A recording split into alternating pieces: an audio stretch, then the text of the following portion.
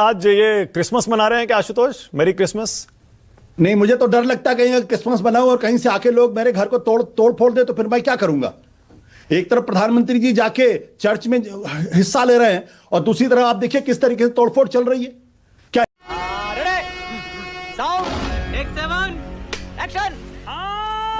यादव बोल रहे हैं आपने हर जगह गांधी, नेहरू और राजीव जी को घुसा दिया, जिसकी वजह से अब इनको उसे गलती को सुधारना पड़ रहा है, इसीलिए बड़ी बड़ी मूर्तियां नए महापुरुषों की बना रहे हैं। बोलिए सुरेंद्र भाई।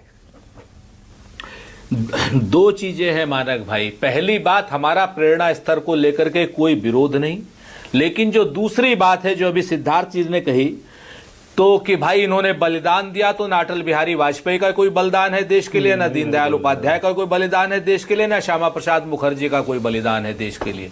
और इन तीनों ने तो बल्कि दूसरे ही काम किए। श्यामा प्रसाद मुखर्जी ने तो फजलुल हक के साथ सरकार बनाई थी और पूरे जनसंघ ने पूरे नॉर्थ वेस्टर्न प्रोविंस में, बंगाल में, तमाम जगहों पर सरकारें बनाई थी और आजादी के मतवालों को डंडे डंडे मारा था। नंबर एक। अरे बाप रे, ये तो धोती खोल रहा है।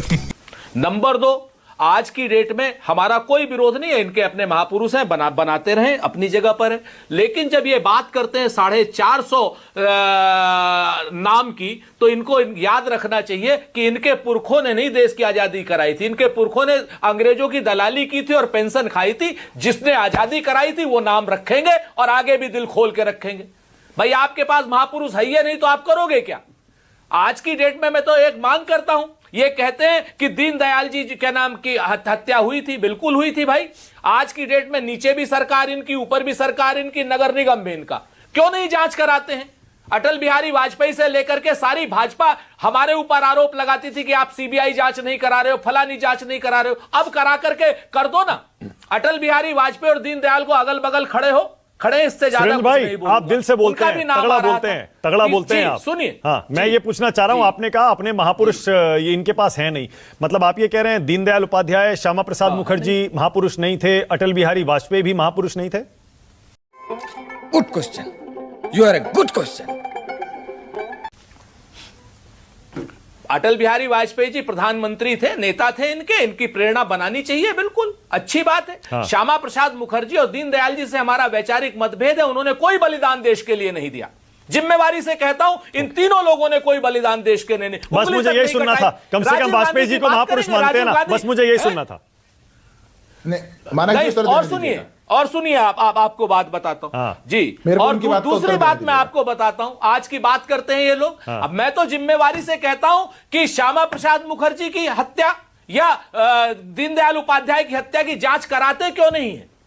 आरोप है मेरा, अपने लोग यूपी में क्या चल रहा है सुरेंद्र भाई? इसलिए नहीं कराते। यूपी में क्या चल रहा है? और सुनिए, एक लाइन और कह लेने दीजिए। जो शख्स श्यामा प्रसाद मुखर्जी का प्रेरणा पार्क बना रहा है, वो शख्स सुभाष चंद्र बोस के नारे लगा रहा है, गायन कर रहा है। उसी सुभाष चंद्र बोस ने श्यामा प्रसाद मुखर्जी के जीते रहते उनको कलकत्ता नहीं घुसने दिया था। कवाली बेइज्जती। तो ये क्या बात करेंगे? वैचारिक रूप से द्वंद्व वाले लोग हैं। बनाए पार्क बनाए, अच्छी बात है, इनके महापुरुष अच्छा, ये ब्राह्मणों की मीटिंग क्यों हो रही है सुरेंद्र भाई? बीजेपी के ब्राह्मण विधायक क्यों मिल रहे हैं? क्या चल रहा है बीजेपी में, यूपी में? वो कहते हैं ना सर कि उसका घर छोड़ के तो किधर जाऊंगा और मैं कदा छोड़ दूंगा तो भी मर जाऊंगा। सख्त मुश्किल में हूं, क्या करूं या खुदा, एक तरफ उसका घर एक तरफ मैं कदा। भारतीय जनता पार्टी धर्म और राजनीति की जाति करने में फंसती चली जा रही। एक तरफ प्रधानमंत्री जी कहते हैं कि मैं तो पिछड़ी जाति से हूं, मुझे नीच कहा गया। दूसरी तरफ भारतीय जनता पार्टी के नेता कहते हैं जाति तो कुछ होती नहीं। हाँ। अरे धर्म ही सब कुछ होता है। ये लोग सीधी सी बात करते हैं। पहले ठाकुरों की मीटिंग कराई या ब्राह्मणों की मीटिंग कराए, कुछ दिनों में और किसी कायस्थों की या भूमिहारों की भी मीटिंग कराएंगे। लेकिन आज की डेट में ये मुख्य मुद्दों की बात नहीं कराएंगे, आपको देंगे क्या नाम। और जब इनके पास कुछ नहीं होगा तब MIM को साथ में ले आएंगे, कहेंगे MIM वाले कि भाई ऐसा है कि इसका है उसका है। जो मुद्दा विवाद का मुद्दा नहीं है, प्रेरणा स्थल पर कोई बड़ी बात नहीं हो रही है, MIM यानी अपनी बी टीम से उन्होंने एक विवाद खड़ा करके आप जैसे शख्स को भी इस डिबेट के लिए मजबूर कर दिया। कमाल कर इमोशनल डैमेज, क्योंकि इस पर कोई बात नहीं हो रही करते हैं। बताइए इस पर डिबेट क्यों नहीं होनी चाहिए सुरेंद्र भाई? क्यों नहीं इस पर डिबेट होनी चाहिए? सिद्धार्थ यादव कह रहे हैं इस पर डिबेट मत करिए, उनको ब्राह्मण मत बताइए, उसको ब्राह्मणों की मीटिंग से मत जोड़िए। सुरेंद्र राजपूत कह रहे हैं भैया इस पर डिबेट मत करिए। ये दरअसल जाति का मसला जो है ना सुरेंद्र भाई, ये जो जाति का मसला है ना, रुकिए मैं बता रहा हूं आपको, मैं बता रहा हूं, रुकिए ना एक मिनट। जाति का मसला खासतौर से उत्तर प्रदेश में इतना गहरा, इतना तगड़ा, इतना पेचीदा है कि कोई भी पार्टी उसमें हाथ डालने से डरती है। अब ये ब्राह्मणों को ले लीजिए, अगड़ों को ले लीजिए, पहले कांग्रेस को कितना वोट देता था, आपने पिछड़ों की राजनीति शुरू की, 90-10 90-10 90% अफसर, उसमें कोई पिछड़ा नहीं है, कोई पिछड़ा नहीं है। आपने यू टर्न मार लिया जाति की राजनीति पर, सारा अगड़ा आपसे दूर चला गया।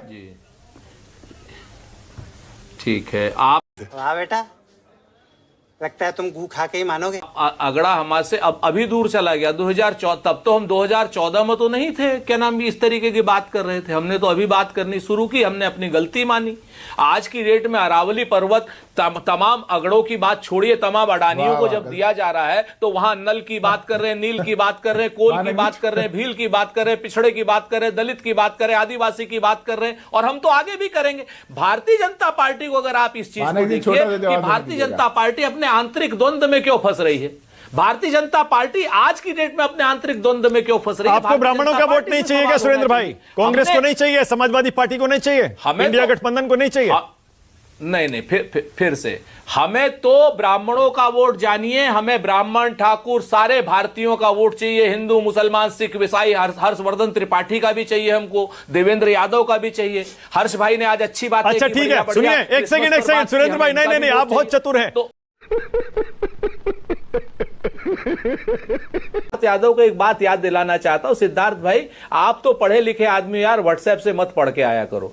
नॉर्थ वेस्टर्न प्रोविंस में किसने सरकार बनाई थी? चलो बंगाल की आप बात कर रहे हो तो एक बार जरा सा पढ़ लिया करो। आपका इतिहास दागी इतिहास, आपके महापुरुषों पर कोई भी गर्व की बात नहीं है। और मैं आपको बता दूं, हमारे महापुरुषों पर गर्व है हमें, और आपको अपने महापुरुषों पर शर्म है। अगर आपको शर्म नहीं होती तो दीनदयाल की हर्षवर्धन त्रिपाठी, हर्षवर्धन त्रिपाठी, हर्ष जी बोलिए क्या इस घर पे करने कराते हो कि अटल जी का नाम आ जाए? हर्ष जी बोलिए क्या बोले?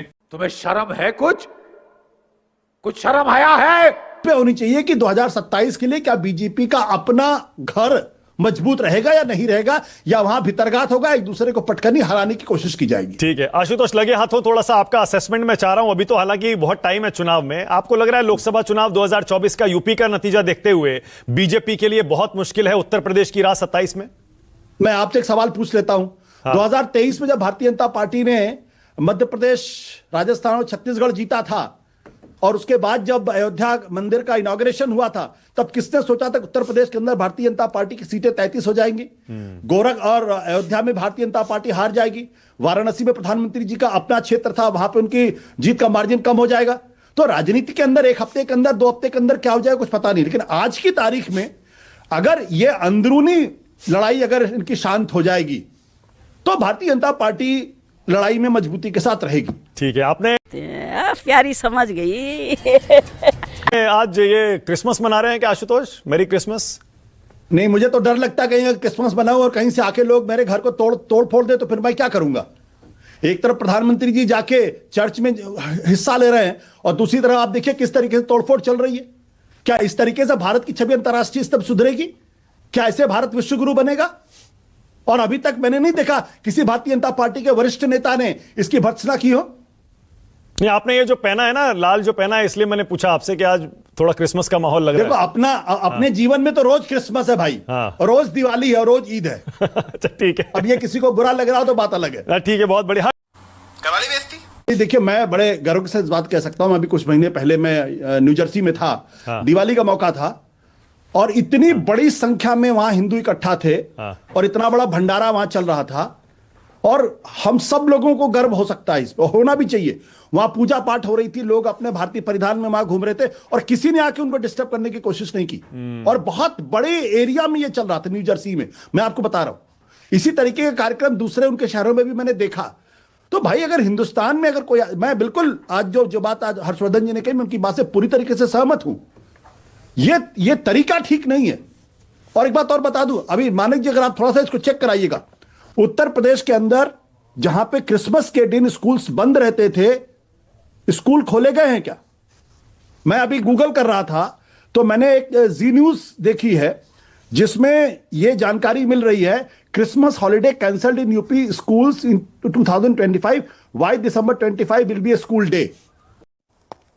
ये तो लेटेस्ट न्यूज़ है। हम लोग बचपन से ईद, बकरीद, क्रिसमस 25 तारीख को छुट्टियां होती थी, हम दिवाली भी मनाते थे, और हम क्रिसमस नहीं मनाते, ईमानदारी की बात है, मैं नहीं मनाता क्रिसमस, क्योंकि मुझे होली दिवाली बहुत अच्छा लगता है। ईद के दिन मैं अपने मित्रों के घर जाता हूं, वहां खाना खाता हूं, लेकिन हमारे कोई क्रिश्चियन दोस्त उस तरीके से आसपास नहीं कि उनके जाके बनाओ, लेकिन मुझे कोई आपत्ति नहीं है, छुट्टियां होती थी, हम लोग एंजॉय करते थे। ये जो अगर ये स्कूल बंद की खोले गए हैं दिसंबर 25 के दिन, तो इस पर भी थोड़ी चर्चा होनी चाहिए, पता करना चाहिए। मैंने तो अभी खाली गूगल किया तो मुझे ये बात पता हर्षवर्धन जी बोलिए, क्या कह रहे हैं, बोलिए। आप बना सकते हैं जनेश्वर मिश्रा पार्क, राम मनोहर लोहिया पार्क, तो ये बीजेपी क्यों नहीं बना सकती भाई? नहीं, बीजेपी मानक जी बनाए, बिल्कुल बनाए, कौन मना कर सकता है भाई, उनकी सत्ता है, डबल इंजन की सरकार है। और हर्षवर्धन जी ने अभी एक बात ठीक कही, एक हमारे दोस्त हैं, उनका नाम नहीं लूंगा, सरनेम उनका पांडे है, हमारे बहुत अच्छे मित्र हैं, और ये मैं सच बता रहा हूं। तो वो किसी और भारतीय जनता पार्टी के बड़े पदाधिकारी हैं यूपी के, हमारी बड़ी अच्छी दोस्ती है, तो वो किसी से कह रहे थे अपने सीनियर लीडर से कि औरों पे करम अपनों पे सितम है, जाने वफा ये जुल्म ना कर। तो हमने पूछा पांडे जी से क्या है, बोले बस आप इशारों को समझिए। खैर देखिए, अभी जो आपने बताया ना कि पार्क बना रहे हैं, सारी चीजें बना रहे हैं, देखिए सब पार्क वगैरह क्यों बनाए जाते हैं? हमने जनेश्वर मिश्र पार्क क्यों बनाया, या हमने लोहिया अस्पताल क्यों बनाया? हमने इसलिए बनाया कि जनेश्वर मिश्रा जी के जो काम हैं, एक तो ये कि एक ये जनता के हित का काम है कि पार्क में जाइए, हर्षवर्धन जी जैसे कह रहे हैं, जनेश्वर मिश्र पार्क एशिया का सबसे बड़ा पार्क है, और उसमें घूमिए। मुझे क्रेडिट नहीं चाहिए, लेकिन यह है कि जनेश्वर मिश्र जी की एक पूरी आप समझ लिए, एक आप वहां पर जब कोई जाएगा तो ये पूछेगा, मेरी डॉटर गई तो उसने कहा डैड ये कौन थे, तो उसको मैंने पूरा बताया। तो अभी क्या हो रहा था कि जो हमने लखनऊ में इकाना स्टेडियम बनाया था, उसका नाम अटल बिहारी वाजपेयी जी के नाम से मानक जी रखा गया। बड़ी अच्छा किस्सा है, सुनिएगा। ये बहुत अच्छी बात है, हमने उसका कोई विरोध नहीं किया, हमने उसका समर्थन किया। तो वही पांडे जी और हम एक दिन जा रहे थे, कहने लगे यार फराज, ये जो स्टेडियम हम देखते हैं तो इसको देख के हमें मोदी जी की याद आ जाती है। तो हमने कहा भाई मोदी जी की याद क्यों आ जाती है, ये बनवाया अखिलेश जी ने और नाम अटल बिहारी जी के। बोले नहीं, हमको अटल बिहारी वाजपेयी जी का वो स्टेटमेंट याद आ जाता है कि राजधर्म का पालन करना चाहिए, तो हमको मोदी जी याद आ जाते हैं। तो अब क्या है कि जैसे मान लीजिए आपने बनाए पार्क, और बिल्कुल बहुत अच्छा किया भाई, बिल्कुल बनाइए, लेकिन जब वहां पर पार्क घूमने जाएंगे तो जब श्यामा प्रसाद मूर्ति जी की वहां पर श्यामा प्रसाद जी की जब मूर्ति देखेंगे तो फजलुल हक भी याद आ जाएंगे। तो बच्चे पूछेंगे कि ये फजलुल हक कौन थे, तो फिर good question, you are a good question. ये लोग बताएंगे ना कि ये फजलुल हक वही थे जिनके साथ इन्होंने सरकार बनाई थी, और सरकार बनाने से पहले पाकिस्तान रेजोल्यूशन फजलुल हक ने जो पास कर दिया था। फिर उनसे पूछा जाएगा कि भाई ये लोग कौन लोग थे, तो फिर ये बताया जाएगा कि आशुतोष हॉल में जब वाइस चांसलर थे आदरणीय श्यामा प्रसाद मुखर्जी जी, तो उन्होंने मोहम्मद अली जिन्ना को बुलाया था और उन्होंने कहा था कि ये बहुत बड़े नेशनलिस्ट हैं। तो एक हिसाब से भारतीय जनता पार्टी जो है ये ठीक काम कर रही है, इसलिए कि इनके इतिहास इसी तरह से आज की तारीख में जो है वो बच्चे जान जाएंगे। अब आपने बस 20 सेकंड और दे दीजिएगा। आपने अभी कहा कि ये भारतीय जनता पार्टी जो है ये उत्तर प्रदेश में प्रयोग हो रहा है। मानक जी, प्रयोग तो 2024 में देखिए हो चुका है, जहां उत्तर प्रदेश की जनता ने ये तय कर लिया है कि भारतीय जनता पार्टी को जिस तरह से हमने 2024 में हराया, उसी तरह से हम इनको 2027 में भी हराएंगे। और क्यों क्या बढ़िया था गुरु। हराएंगे? मैं फिर हर्षवर्धन जी की बात से अपनी बात को आगे करता हूं कि जैसे हर्षवर्धन जी ने कहा कि भारतीय जनता पार्टी जो है वो जात जब तक बोलेगी उसको नुकसान होगा, तो प्रधानमंत्री जी छाती पीट पीट करके कहते हैं ना कि मैं ओबीसी हूं, मैं ओबीसी हूं, मैं ओबीसी हूं। और जब तेलंगाना का इलेक्शन हो रहा था तो क्या आदरणीय अमित शाह जी ने यह नहीं कहा था कि जब वहां का मुख्यमंत्री बनेगा तो वो ओबीसी चेहरा होगा? मानक जी, तो भारतीय जनता पार्टी अपने आप में कंफ्यूज रहती है कि वो जात को मानती है कि नहीं मानती है। अगर नहीं मानती है तो प्रधानमंत्री जी अपने आप को ओबीसी क्यों कहते हैं? ब्राह्मण का वोट नहीं चाहिए क्या? नहीं, हमको लगता नहीं है। नहीं, देखिए हमारा क्यों विरोध कर रहे हैं आप इस पार्क का? अरे सुनिए भाई, आपने कांशीराम के पार्क का, मायावती की मूर्तियों का विरोध नहीं किया? कभी किया आपने? मैंने तो कभी नहीं किया। मैंने आपके सामने स्वागत किया। स्वागत किया ना? मैंने आपके सामने स्वागत इसका भी स्वागत करिए ना। क्या बोला तूने? अरे इसी का स्वागत किया मैंने, मानक जी, इसी का स्वागत किया। और मैं आपके चैनल के माध्यम से कर रहा हूं कि जब ये पार्क बनेगा और जब दीनदयाल जी की वहां मूर्ति लगेगी, श्यामा प्रसाद मूर्ति जी की मूर्ति लगेगी, अटल बिहारी वाजपेयी जी की मूर्ति लगेगी, अटल बिहारी वाजपेयी जी को लोग देखेंगे तो उनको याद आएगा कि इन्होंने कहा था मोदी जी से कि राजधर्म मत करिए। आप तो पीडी खत्म, bye bye, tata, good bye, गया।